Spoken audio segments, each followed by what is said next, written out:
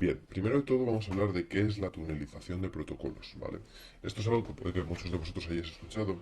Básicamente, cuando hablamos de tunelizar protocolos, consiste en meter un protocolo dentro de otro. Esto puede ser muy útil en un montón de situaciones, sobre todo cuando hablamos de hacking ético. Imaginaos, por ejemplo, que una organización tiene, bueno, digamos que tiene su red interna y únicamente permite a los usuarios salir a Internet utilizando el protocolo HTTP. Es decir, solo permite a los usuarios consultar páginas web. Bien, si un usuario quisiera utilizar, por ejemplo, SSH, el protocolo SSH, para conectarse de forma remota a un equipo de su casa, no podría hacerlo de forma directa porque solo está permitido HTTP. ¿Qué podría hacer? Podría tunelizar SSH, ¿vale? El tráfico SSH, dentro del tráfico HTTP. Entonces, el tráfico HTTP lo que tendría realmente como mensaje es el tráfico SSH. Para poder hacer esto, tienen que estar de acuerdo, tienen que haberse puesto previamente de acuerdo el cliente y el servidor. Es decir, imaginaos que vosotros queréis realizar el mismo escenario que acabamos de comentar. Lo que habría que hacer sería, en nuestra casa, montar un servidor HTTP, ¿vale? Que sea conocedor de que eso es tráfico SSH tunelizado. Y por lo tanto, todo lo que le llegue por HTTP se lo va a redirigir, el contenido del HTTP se lo va a redirigir a SSH. De esa forma, realmente estaríamos creando un túnel HTTP, ¿vale? Donde por dentro va nuestro tráfico SSH. Esto es una técnica muy utilizada, sobre todo cuando estamos hablando de persistencia, es decir, cuando nosotros hemos tomado control de una serie de equipos en la red interna de una organización, es muy común realizar este tipo de técnicas para poder salir a Internet, porque normalmente los cortafuegos y demás sistemas de seguridad pues están atentos de todos los demás protocolos y muchas veces los tienen filtrados, ¿vale? Entonces, esta tunelización de protocolos va a ser muy utilizada, tanto, digamos, por nosotros de forma manual, como por muchos productos y por muchas tecnologías que vamos a ver a continuación. Bien, ¿qué es un servidor proxy? Esto seguro que lo habéis escuchado. Básicamente es un servidor proxy, es un servidor que hace de intermediario. Es decir, todo nuestro tráfico lo vamos a mandar al proxy y el proxy lo va a encadenar a pues, otros servidores. ¿De qué nos puede servir esto? Pues bueno, muchas veces, y sobre todo cuando estamos hablando de anonimato, utilizamos los proxies para escondernos. ¿Por qué? Porque si nosotros estamos utilizando un proxy y lo utilizamos para conectarnos a una determinada aplicación web o a un determinado sistema, cuando ese sistema mire los logs, lo que realmente va a ver es que se ha conectado la dirección IP del proxy y no la nuestra, ¿vale? Por lo tanto, algo muy común, y es una forma de anonimato que vamos a ver después, es el encadenamiento de proxies. Es decir, poner diferentes proxies y hacer que nuestro tráfico pase por todos esos proxies y luego ya se conecta a nuestro objetivo. ¿Qué pasa? Que cuando el objetivo quiera ver quién le ha hecho un determinado ataque, tendrá que ir al último proxy, de ahí al anterior, de ahí al anterior, de ahí al anterior, etc. Es un proceso bastante tedioso y si lo mezcláis con otras situaciones como digamos el enfrentamiento geopolítico, si por ejemplo cogéis un proxy en Estados Unidos y un proxy en China y los encadenáis, eso va a ser que sea mucho más complejo poder trazar vuestro rastro, porque digamos que estas dos naciones no se van a hablar mucho entre ellas, ¿vale? Pero básicamente un servidor proxy es un sistema que vamos a utilizar para encaminar, bueno, para encaminar no realmente, para redireccionar todo nuestro tráfico. Pero a efectos prácticos, digamos que el tráfico sale de este sistema. Bien, y esto es lo que os comentaba. El encadenamiento de proxies es algo muy utilizado, sobre todo en ejercicios de intrusión y ejercicios de red team, porque nos permite una gran, digamos, facilidad a la hora de ocultarnos. Imaginaos, por ejemplo, que nosotros somos este atacante, ¿vale? Y queremos atacar esta organización. Si la atacáramos de forma directa, la organización sabría nuestra dirección IP y por lo tanto nos podría identificar como el origen de las pruebas. ¿Qué podemos hacer? Imaginaros que tenemos diferentes VPS, ¿vale? Vais a ver que esto es la misma infraestructura que vamos a montar después cuando montemos, digamos, nuestra plataforma de anonimización. Pero bueno, imaginaos que tenemos aquí, en vez de servidores, tenemos proxies, ¿vale? Diferentes proxies. Vais a ver que de hecho, podéis buscar públicamente, hay muchos proxies en Internet que son públicos, ¿vale? Entonces podemos utilizar directamente esos. Sí es muy importante que cuando estemos realizando algún tipo de trabajo, ya sea una auditoría, hacking ético o un ejercicio de red team, siempre utilizamos sistemas que sepamos que son, digamos que son de confianza o que están bajo nuestro control, porque por esos proxies va a pasar información sensible. Entonces no es bueno, digamos, que hagamos pasar por esos proxies información que puede ser confidencial o de la empresa. Para el caso, imaginaos que somos este atacante, lo que vamos a hacer es configurar este proxy. Nuestro tráfico lo vamos a redirigir a ese primer proxy, de ahí lo vamos a redireccionar a otro, de ese otro a otro, de este otro a otro, y a partir de ahí ya lanzaremos el tráfico contra nuestro objetivo. ¿Qué ocurre? Pues precisamente lo que os he comentado, cuando el objetivo quiera ver quién le ha atacado, no va a ir directamente a esta persona, tendría que ir aquí a Rusia, de Rusia tendría que ir aquí a Estados Unidos, de Estados Unidos tendría que ir aquí a China, y de China tendría que ir, por ejemplo, a Brasil. Entonces, este enfrentamiento geopolítico que vemos aquí de Estados Unidos, Rusia y China es muy potente porque realmente nos permite mantener ese anonimato de una forma indirecta. ¿Vale? No porque sea imposible seguir nuestro rastro o nuestro tráfico, sino porque realmente estos países no van a colaborar entre ellos. Entonces va a ser muy complejo para la organización llegar a identificarlos. En cualquier caso, este encadenamiento de proxies no es, digamos, la solución más óptima cuando estemos hablando de proxies. Si hablamos de VPS, sí que cambia la cosa, ¿vale? Pero cuando hablamos de proxies es un poco distinto. Sobre todo porque no van a estar bajo nuestro control en la mayoría de veces. Bien, más cositas. A ver. Por un segundo. Ahí. Vale, vamos a ver ahora qué es una VPN. ¿Vale? VPNs, estoy seguro que también la habréis utilizado muchos de vosotros. Básicamente, una VPN es una conexión punto a punto. Es decir, todo nuestro tráfico se va a cifrar desde nosotros hasta el servidor de la VPN. Por lo tanto, cualquier persona que analizara el tráfico no podrá ver qué hay dentro. ¿Vale? Nuestro tráfico va cifrado. Es una solución muy común cuando, para mantener un buen nivel de seguridad, por ejemplo, cuando os conectáis a redes Wi-Fi Open y demás, para evitar que os puedan lanzar ataques o que puedan interceptar vuestro tráfico, se pueden utilizar las VPN, ¿vale? Para que todo eso vaya seguro. Pero en nuestro caso, hablando de anonimato, nos puede servir, aunque en menor medida, utilizar VPNs. ¿Para qué? Digamos que cuando estamos haciendo las primeras fases de enumeración, estas fases son un poco pesadas y, bueno, al final lo único que hacemos es escanear puertos y escanear sistemas que estén conectados a Internet, en la mayoría de casos. Pues bien, esto no lo hacemos solo nosotros. A día de hoy, realmente, si nosotros exponemos un sistema, vamos a ver que ese sistema recibe ataques de forma constante. Entonces, realmente, si nosotros estamos haciendo un escaneo de puertos y demás a una organización, no vamos a ser los únicos que le estamos haciendo eso. Por lo tanto, digamos que el nivel de seguridad que necesitamos mantener no es tan alto. Por lo tanto, podríamos optar por el uso de VPNs, ¿vale? Que únicamente damos un salto, esto ya es de nuestro equipo, a la VPN y de la VPN ya realizamos las pruebas. ¿Por qué realizamos esto? Pues porque muchas veces las VPNs, como veremos en vídeos posteriores, hay VPNs gratis y hay VPNs de pago, pero bastante baratas, que nos permiten poder utilizar sistemas que tiene dicha empresa en una gran cantidad de países. Entonces, esto es muy práctico por varios motivos. Primero, podemos utilizar un sistema para realizar un escaneo y comprobar si nos bloquean o no. Si no nos bloquean, pues seguimos con el escaneo desde ese VPN. Si nos bloquean, solo tendríamos que cambiar de país. El servidor o sea, el proveedor de VPNs nos lo permite. Cambiamos de país y continuamos el escaneo. Eso por un lado. Y luego, por otro lado, hay muchas veces cuando estoy realizando ejercicios de auditoría, test de intrusión o hacking, o sea, o ejercicios de red team, hay muchas veces que las empresas filtran. Imaginaos que estáis haciendo una auditoría en una entidad bancaria en España, por ejemplo. Pues bien, puede ser que esta entidad bancaria en España no permita el tráfico que proviene de China, por ejemplo, o que proviene de Rusia.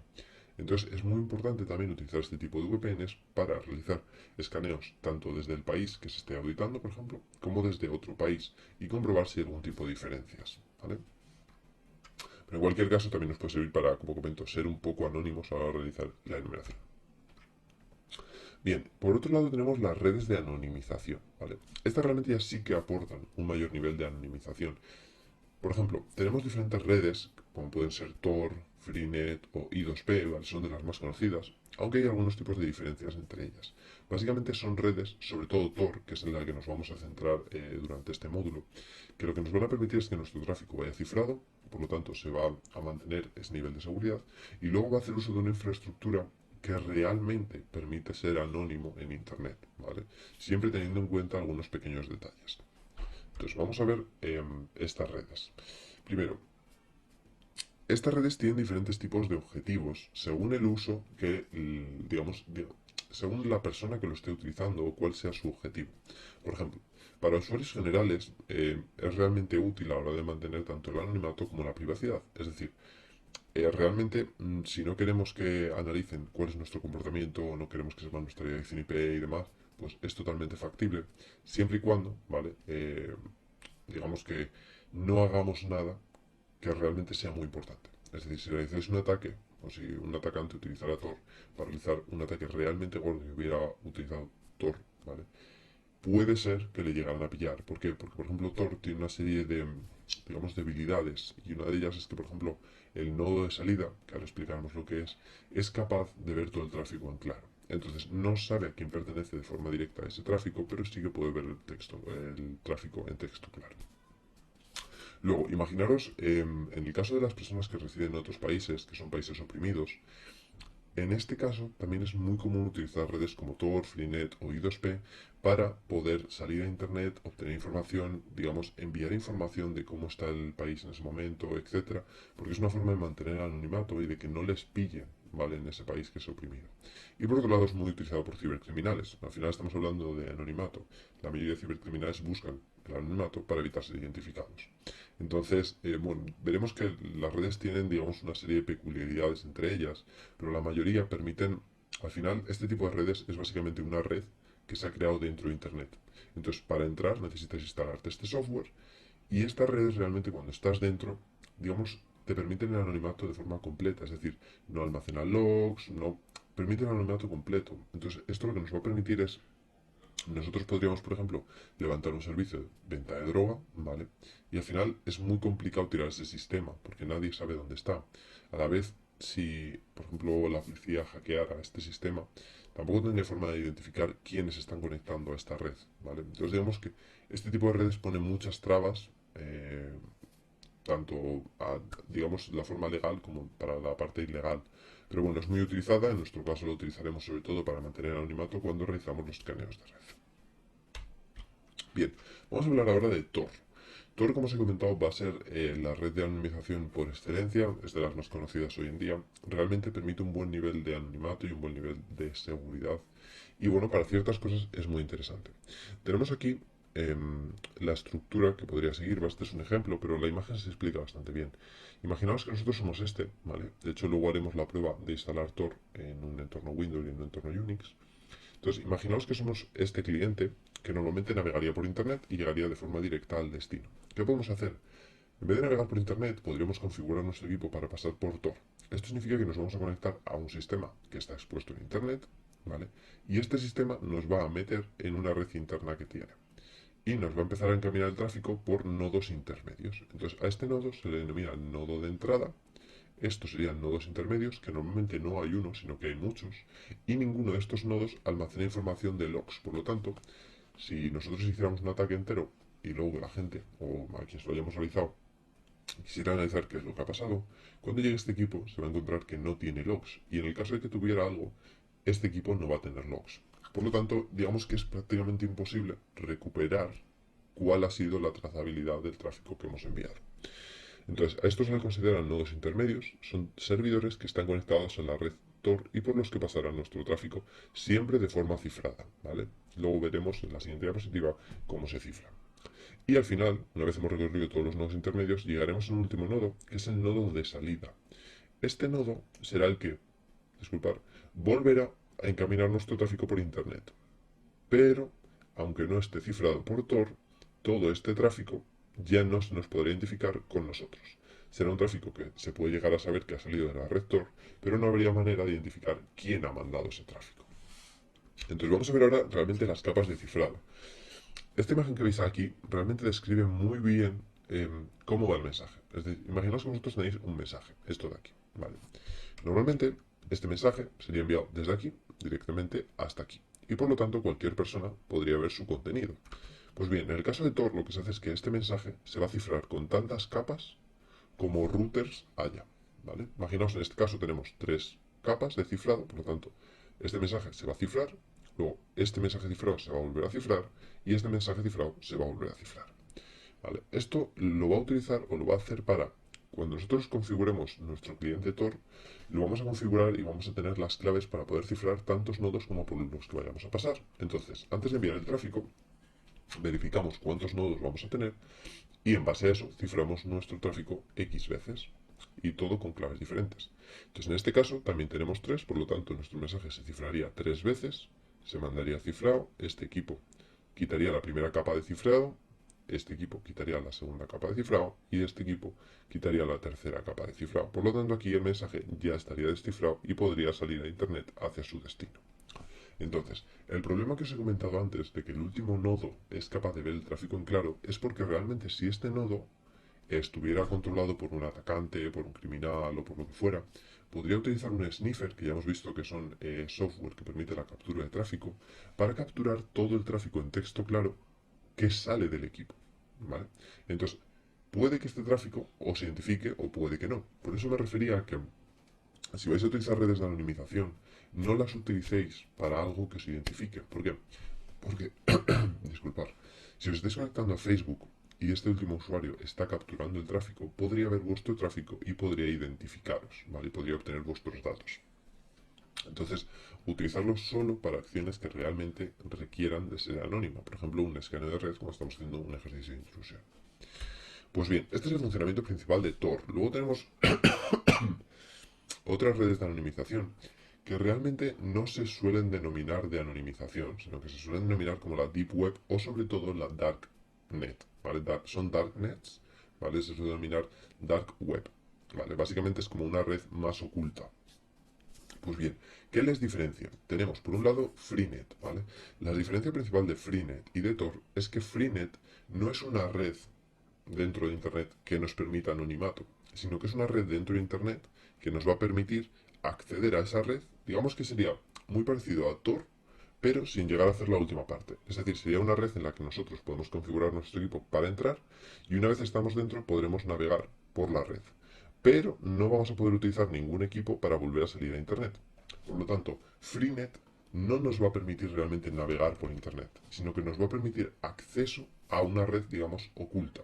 Una red oculta que además tiene muchas peculiaridades. Por ejemplo, una de ellas es que tiene, digamos, un modo de funcionamiento que es que si nosotros nos conectáramos a Freenet y levantamos un servicio, imaginamos un servicio HTTP con un servidor web y un par de cosas, pues bien, los demás nodos de la red Freenet recogerían la información que tiene nuestro equipo y la publicarían, ¿vale? Digamos que es una forma de que algo, una vez entra en esta red, no pueda ser eliminado porque ya no lo vamos a tener solo nosotros, sino que lo van a tener otros muchos nodos. Entonces, aunque nosotros elimináramos ese servidor de la red Freenet, en este caso, seguiría estando disponible, ¿vale? Es una peculiaridad que puede servir tanto para bien como para mal, ¿vale? Entonces os he puesto Freenet porque me parece muy curioso, sobre todo de cara al anonimato y porque, bueno, también sería posible, aunque no lo vamos a ver en este curso porque es bastante avanzado, pero a la hora de filtrar información también sería posible configurar nuestra víctima para conectarse a Freenet y, bueno, ahí realizar intercambio, exfiltrar información, etcétera. Pero bueno, es curioso, ¿vale? También la red, sobre todo porque conocierais las tres principales, que son Tor, Freenet y I2P, ¿vale? I2P es la otra red por excelencia, ¿vale? Invisible Internet Project.